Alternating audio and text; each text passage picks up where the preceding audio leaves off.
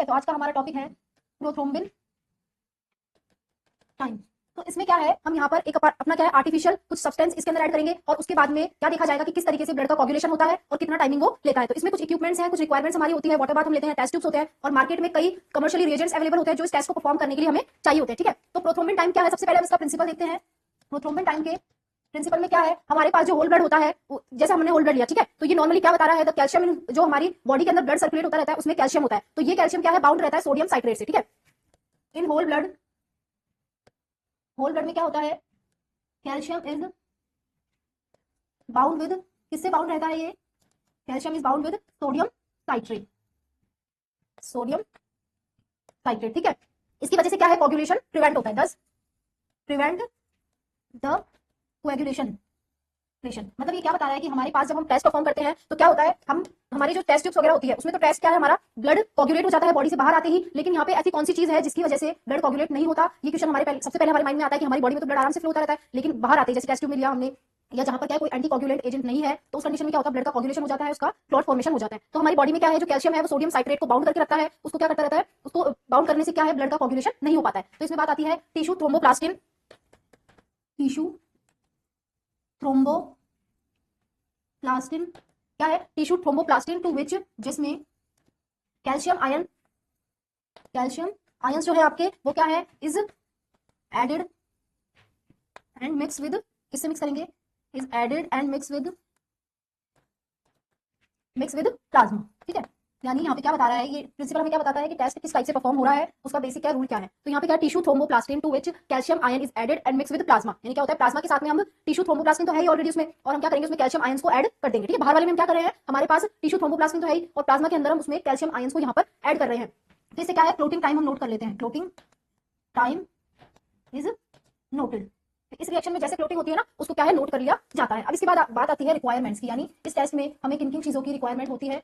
तो रिक्वायरमेंट में क्या क्या है, हम यहाँ पे थ्रोम्बोप्लास्टिन की बात आई तो सबसे पहले हम थ्रोम्बोप्लास्टिन लिखते हैं, थ्रोम्बोप्लास्टिन। ठीक है, एक तो हमने थ्रोम्बोप्लास्टिन रखा, उसके अलावा हम इसके अंदर कंट्रोल प्लाज्मा, यानी एक कंट्रोल प्लाज्मा क्यों काम में लिया जाता है, क्योंकि इससे हम क्या करते हैं, हमारा टेस्ट परफॉर्म करते हैं। ठीक है, कंट्रोल प्लाज्मा क्या होता है, ये हमारे जैसा ही होता है, लेकिन ये बताता है कि टेस्ट की वैल्यूज हमें जैसे लेनी होती है या फिर टेस्ट ठीक से परफॉर्म हुआ है या नहीं। तो वहाँ कंट्रोल प्लाज्मा में भी सेम, जैसा हम पूरा टेस्ट प्रोसीजर हमारे पेशेंट के सैंपल वाले प्लाज्मा से लगा रहे हैं, वैसा ही कंट्रोल प्लाज्मा से भी लगाते हैं। तो ये बात कंट्रोल प्लाज्मा की। इसके अलावा होता है टेस्ट ट्यूब, जिसके अंदर हम क्या है, हमारे प्लाज्मा और जो भी रिएजेंट्स मतलब जिसमें हम टेस्ट परफॉर्म करवाएंगे, यहाँ टेस्ट ट्यूब्स लेंगे। इसके अलावा स्टॉप वॉच की आपको जरूरत होती है, इसके लिए आपका टाइम नोट करने के लिए। ठीक है, और आपको सेंट्रीफ्यूज मशीन की जरूरत है, यहाँ पर सेंट्रीफ्यूज मशीन। ठीक है, और इसके अलावा माइक क्या है, आपको 3.2 सोडियम साइट्रेट, 3.2% सोडियम साइट्रेट आप यहाँ पे काम में लेंगे। सोडियम साइट्रेट किसकी तरह काम आता है, it work as a anti coagulant. ठीक है, सोडियम साइट्रेट क्या होता है आपका, ये एक किसकी तरह काम करता है, एंटी कोएगुलेंट, जो कि ब्लड को कोएगुलेट होने से रोकता है। ठीक है, तो यहाँ पे बात हो गई 3.2% sodium citrate, anti coagulant blood, anti coagulant blood, यानी हम यहाँ पर ऐसा ब्लड काम में लेंगे जो किसके साथ मिक्स होगा, यानी हम जो वैक्यूम कंटेनर, यानी जिसके अंदर जिस कंटेनर में हम ब्लड लेंगे, जिस ट्यूब में, वो क्या होगी, एंटी कोगुलेंट उसमें प्रेजेंट होगा, जिसकी वजह से क्या है, ब्लड का फ्लो ना हो सके। ठीक है, तो आपको ये ध्यान रखना है कि यहाँ पे ऐसे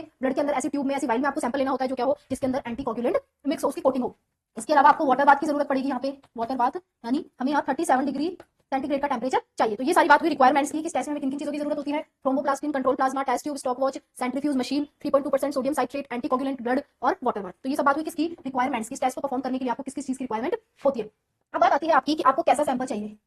ठीक है, सैंपल कलेक्शन एंड प्रिपरेशन, यानी आप सैंपल को कैसा कलेक्ट करते हैं और उसको किस तरीके से प्रिपेयर करते हैं टेस्ट को परफॉर्म करने के लिए। ठीक है, तो हमारा सैंपल कलेक्शन, यहाँ पे आपको ये ध्यान रखना है कि आपको वेन पंक्चर, यानी वेन से लिया हुआ सैंपल यहाँ पर काम आएगा। ठीक है, तो सैंपल कलेक्शन में क्या है, when puncture sample, when puncture sample is collected, when से लिया हुआ सैंपल यहाँ आपके काम आएगा। और इसका प्रिपरेशन करने के लिए आप क्या करेंगे, इसको सेंट्रीफ्यूज करेंगे। सैंपल को क्या है, सैंपल को सेंट्रीफ्यूज किया जाता है। ठीक है, सेंट्रीफ्यूज कितने पे करेंगे हम इसको, 2500 से 3000 आरपीएम पे। कितने पे हम इसको सेंट्रीफ्यूज करेंगे, 2500 से 3000 आरपीएम पे आप अपने सैंपल को सेंट्रीफ्यूज करेंगे। कितनी देर के लिए, 15 मिनट्स। ठीक है, 15 मिनट के लिए आप उसको सेंट्रीफ्यूज मशीन पर घुमाएंगे, जिससे क्या है, उसका प्लाज्मा सेपरेट हो जाएगा और आपकी सेल्स जो है वो ट्यूब के अंदर नीचे रह जाएगी। ये हम क्यों कर रहे हैं, क्योंकि हमें टेस्ट के अंदर प्लाज्मा की जरूरत है। तो प्लाज्मा को सेपरेट करने के लिए आपको ट्यूब को, आपके ब्लड को क्या है, सेंट्रीफ्यूज करना होगा, जिससे आपकी सेल्स को नीचे बैठ जाएगी और जो प्लाज्मा है वो ऊपर आ जाएगा, सेपरेट हो जाएगा। ठीक है, यहाँ पे आपने कर लिया। अब यहाँ जो आपका सैंपल है वो कैसा होना चाहिए, यानी आपका जो ब्लड है, जो सैंपल है वो कैसा होना चाहिए, 1 part sodium citrate and 9 part blood, यानी आपका जो ब्लड और एंटीकोगुलेंट का रेशो है, यानी किस टाइप से आप ब्लड और एंटी कोगुलेंट का रेशो किस तरीके से रखेंगे, वो ये है कि आपका 1 पार्ट तो ब्लड होना चाहिए और क्या है 1 पार्ट तो आपका सोडियम साइट्रेट होना चाहिए, यानी जो आपका एंटी कोगुलेंट है, और 9 पार्ट्स आपके ब्लड के होने चाहिए। अब यहाँ ये ध्यान रखिएगा कि जो रेशो बताया गया है, आपका जो ब्लड है, जो सैंपल रहेगा, वो बिल्कुल इसी रेशो के अंदर होना चाहिए, यानी रेशो हमें बिल्कुल अच्छे से फॉलो करना है, इसको अच्छे से काम में लेना है, ठीक है। तो 1 9 के पार्ट में हो गया ये ना, क्या हुआ 1 9 के पार्ट में हो गया ना, ब्लड 9 पार्ट्स एंड क्या है आपका एंटीकोगुलेंट जो है वो 1 पार्ट होगा। अब बात आती है रिजेक्शन की, यानी कुछ सैंपल ऐसे भी होते हैं जिन्हें रिजेक्ट कर दिया जाता है, रिजेक्शन क्राइटेरिया। यहाँ पे क्यों है ये बात कि आपके जो सैंपल है, ठीक है, तो उनमें क्या कई सारी प्रॉब्लम्स होती है जिनकी वजह से आपका टेस्ट अच्छे से परफॉर्म नहीं हो पाएगा। तो यहाँ पे कुछ क्राइटेरिया होता है कि अगर आपके पास इस टाइप का सैंपल आता है तो आप उसे रिजेक्ट कर देंगे, दूसरा सैंपल मंगाएंगे, उससे टेस्ट परफॉर्म नहीं करेंगे, क्योंकि उससे आपका टेस्ट परफॉर्म नहीं हो पाएगा और क्या है आपका जो रिजल्ट है वो गलत आ सकता है। तो यहाँ पे कौन कौन से क्राइटेरिया है, अगर हिमोलाइज्ड सैंपल है, क्या है हिमोलाइज्ड, हिमोलाइज्ड सैंपल हो आपका, या फिर क्लोटेड सैंपल है, क्लोटेड सैंपल, ठीक है, हिमोलाइज्ड है, क्लोटेड सैंपल है, इन एडिक्वेट सैंपल, यानी अगर इस टाइप का आपका सैंपल आता है, हिमोलाइज्ड है, क्लोटेड है, इनएडिक्वेट है, तो क्या होगा आप उसको रिजेक्ट कर देंगे, आप फिर से दूसरा वहां पर क्या मंगवाएंगे, दूसरा ब्लड सैंपल वहां पर मंगवाएंगे, ठीक है। अब हम देखते हैं इसका प्रोसीजर कि किस तरीके से आप प्रोथ्रोम्बिन टाइम को परफॉर्म करते हैं। तो इसका प्रोसीजर हम देखते हैं, इसमें क्या है, आप सबसे पहले सैंपल को मैंने बताया था 2500 से 3000 आरपीएम पे 15 मिनट के लिए सेंट्रीफ्यूज करेंगे। First centrifuge the sample on 2500 से 3000 आरपीएम पे कितनी देर के लिए, 15 मिनट के, ठीक है। 15 मिनट के लिए आप क्या करेंगे, आपका जो सैंपल है उसको रन करेंगे प्लाज्मा को सेपरेट करने के लिए। इसके बाद में प्लाज्मा आपका मिल जाएगा, ठीक है, प्लाज्मा क्या होगा, प्लाज्मा विल सेपरेट, प्लाज्मा क्या होगा आपकी सेल से अलग हो चुका है, आपको प्लाज्मा मिल गया। अब क्या करेंगे आप 2 टेस्ट ट्यूब लेंगे जिनको अलग अलग मार्क कर देंगे, ठीक है। Take 2 test tubes, label 1 and 2, ठीक है, 2 टेस्ट ट्यूब ली, उस पर आपने क्या डाल दिया, 1 और 2 नंबर उस पर डाल दिया जिससे कि आपको पता चल सके। अब इसके अंदर क्या करेंगे, ऐड 0.1 ml, 0.1 ml प्लाज्मा, कौन सा प्लाज्मा होगा ये, पेशेंट का, ठीक है, add 0.1 ml patient plasma in both test tube, यानी क्या होगा आप दोनों टेस्ट ट्यूब्स में क्या करेंगे, पेशेंट का प्लाज्मा ऐड कर देंगे, ठीक है। कितनी क्वांटिटी में, 0.1 ml प्लाज्मा आपको यहां पर लेना है। इसके बाद में ऐड कंट्रोल प्लाज्मा, ये भी कितना 0.1 ml, ठीक है। इसके बाद आपको क्या करना है, कंट्रोल प्लाज्मा ऐड करना है। उसके बाद में इनको आप क्या करेंगे, इंक्यूबेट, इंक्यूबेट कितनी देर के लिए, 1 मिनट के लिए। आप इसको टेस्ट ट्यूब को क्या है इंक्यूबेट करेंगे 37 डिग्री सेंटीग्रेड पे। फिर उसके बाद में इसके अंदर हम 0.2 ml क्या डालेंगे, pre warmed thromboplastin, add 0.2 ml pre warmed thromboplastin, ठीक है। थ्रोम्बोप्लास्टिन जो है आपका रिएजेंट, उसको आप किसमें ऐड करेंगे, 0.2 ml की क्वांटिटी में प्री वॉर्म्ड, यानी इस प्री वॉर्म से क्या होगा, इसका टेंपरेचर भी आपकी रिएक्शन की टेंपरेचर की जितना हो जाएगा। तो यहाँ पे प्री वॉर्म्ड थ्रोम्बोप्लास्टिन हम काम में लेंगे। इसके बाद आप स्टॉप वॉच स्टार्ट कर देंगे, इसको ऐड करने के बाद में स्टार्ट स्टॉप वॉच। देन आपको क्या करना है, स्टॉप वॉच के बाद में mix and shake in water bath, shake in water bath, यानी आपका जो वाटर बाथ है उसके अंदर आपको इन टेस्ट ट्यूब को क्या है शेक करते हुए मिक्स करना है 5 to 6 डिग्री सेंटीग्रेड पर, ये टेंपरेचर सॉरी 5 to 6 डिग्री 5 से 6 सेकंड्स के लिए। यहाँ पे क्या है 5 से 6 सेकंड्स के लिए आप क्या करेंगे, वाटर बाथ के अंदर इसको मिक्स करेंगे और टेस्ट ट्यूब को शेक करते रहेंगे। ऐसा क्यों, क्योंकि उसको वही टेंपरेचर अगर अच्छे से मिलता रहेगा ना तो क्या होगा, वो रिएक्शन आपकी अच्छे से हो पाएगी। इसलिए वाटर बाथ में क्या है, हम इसको टेंपरेचर देंगे, फिर उसको आप बाहर निकालेंगे और क्लॉट फॉर्मेशन ऑब्जर्व करेंगे। Take out and observe clot formation, observe clot formation, ठीक है। अब क्या होगा, उन टेस्ट ट्यूब को बाहर निकालेंगे और उसके बाद में क्लॉट फॉर्मेशन को देखेंगे। अब इसके बाद में ऐसा कैसे, यानी ये वाला जो मैंने आपको बताया है ये तो हम किसमें करेंगे, हमारा जो टेस्ट लगा रहे हैं हम वो करेंगे, और आपकी जो दूसरी टेस्ट ट्यूब है कंट्रोल प्लाज्मा किसमें डालेंगे आप, सेकंड ट्यूब के अंदर, ठीक है। तो ये तो आपका फर्स्ट ट्यूब था, उसके अंदर आपने क्या किया, ये यहाँ लिख देती हूँ मैं फर्स्ट ट्यूब। इस तरीके से आपने क्या किया, आपने आपका प्लाज्मा डाला, उसके बाद में आपने 0.2 ml प्री वॉर्म थ्रोम्बोप्लास्टिन डाला, फिर स्टॉप वॉच स्टार्ट की, फिर उसको शेक किया वाटर बाथ में, उसके बाद में आप उसको बाहर निकाल के क्लॉट फॉर्मेशन देखेंगे। यहाँ पे क्या है, हमें बस यही टाइम नोट करना है कि कितनी देर में आपका ब्लड क्लॉट हुआ और कितनी देर में क्लॉट फॉर्मेशन हुआ, ठीक है। तो क्या देख रहे हैं हम, ब्लड के अंदर क्लॉट फॉर्मेशन कितने टाइम में हो रहा है। अब इसके बाद में रन सेम टेस्ट,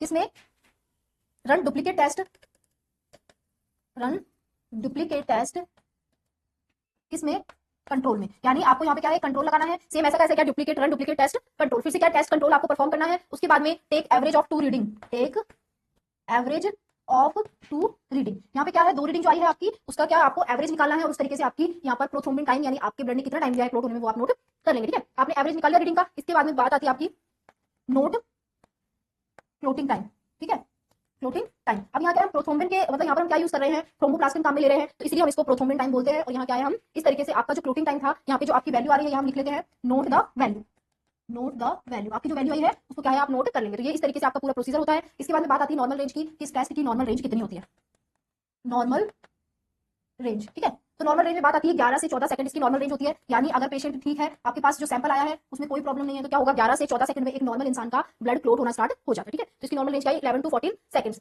अब बात आती है कि क्लिनिकल सिग्निफिकेंस यानी किस क्लिनिकल सिग्निफिकेंस। क्लिनिकल सिग्निफिकेंस में क्या बताते हैं हम, इसमें ये पता लगाना होता है कि आपको यहाँ पर ये कंडीशन बताएंगे कि ऐसी कौन सी कंडीशंस है जिनके अंदर यहाँ पर क्या है इसका टाइम वैल्यू जो है वो ज्यादा आएगा। तो क्या बताएंगे हम इनको, इंक्रीज्ड कंडीशन, यानी अगर टाइम बढ़ा हुआ आपको मिल रहा है, इंक्रीज्ड है, तो वो किस कंडीशन में होगा, एक तो आपका डिसएमिनेटेड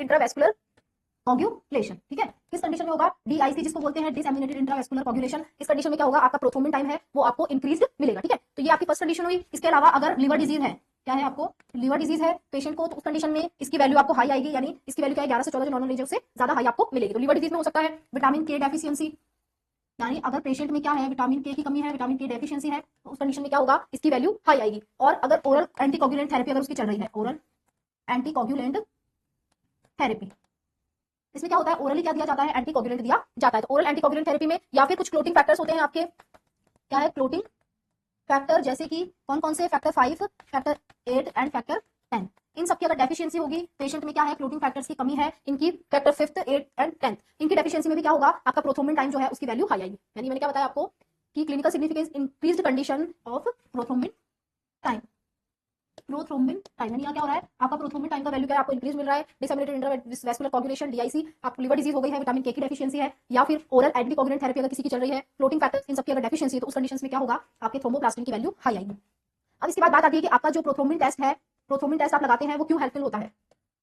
प्रोथ्रोम्बिन टेस्ट की इंपॉर्टेंस, यानी ये किस लिए काम में आता है, इसकी इंपॉर्टेंस क्या है वो आपको इससे पता चलेगी। प्रोथ्रोम्बिन टाइम जो है, प्रोथ्रोम्बिन टाइम टेस्ट जो है वहां पे क्या है उसकी इंपॉर्टेंस आप यहाँ पर देखेंगे। तो क्या होता है इस टेस्ट से हमें ये पता चलेगा कि हमारा मतलब कोई भी पेशेंट का जो ब्लड सैंपल आया है उसको कितना टाइम लग रहा है क्लोट होने में। ठीक है, तो ये क्या मेजर करता है, ये क्या मेजर करता है, देखिए this test measure how long, क्या देखेगा ये कि आपका जो ब्लड है उसको क्लोट होने में कितना टाइम लग रहा है, how long it takes to blood clot.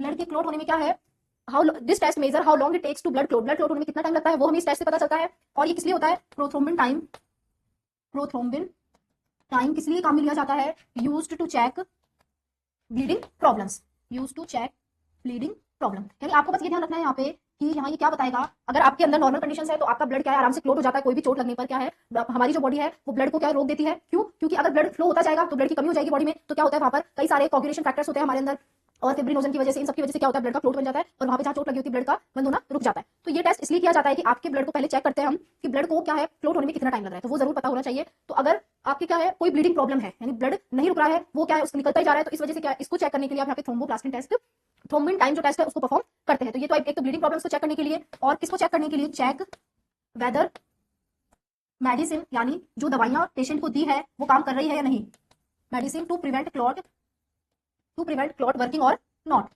Clot को रोकने के लिए पेशेंट को जो दवाई दी जा रही है वो काम कर रही है या नहीं, इसको चेक करने के लिए भी क्या है थ्रोम्बिन टाइम जो है उसको परफॉर्म किया जाता है। तो ये सब बात हुई आपकी किसकी, कि थ्रोम्बिन टाइम टेस्ट है वो कैसे क्यों परफॉर्म किया जाता है, तो उसके यहाँ पर आपको इंपॉर्टेंस बता दी है कि ये टेस्ट हमें क्या बताता है कि टाइम मेजर करता है कि कितना टाइम लग रहा है ब्लड को क्लोट होने में। दूसरा है प्रोथ्रोम्बिन टाइम ब्लीडिंग प्रॉब्लम्स को डिटेक्ट करने के लिए काम में लिया जाता है, और ये चेक करता है whether the medicine to prevent clot working और नॉट, यानी जो मेडिसिन पेशेंट को दे रहे हैं ब्लड क्लोटिंग को रोकने के लिए वो ठीक से काम कर रही है या नहीं, इसको चेक करने के लिए थ्रोम्बोप्लास्टिन टेस्ट, थ्रोम्बिन टाइम जो टेस्ट है आपका वो परफॉर्म किया जाता है। तो ये क्लास थी हमारी प्रोथ्रोम्बिन टाइम के ऊपर। अब हम मिलते हैं हमारी नेक्स्ट क्लास में और जो ब्लीडिंग डिसऑर्डर्स होते हैं उनके साथ, तब तक के लिए थैंक यू।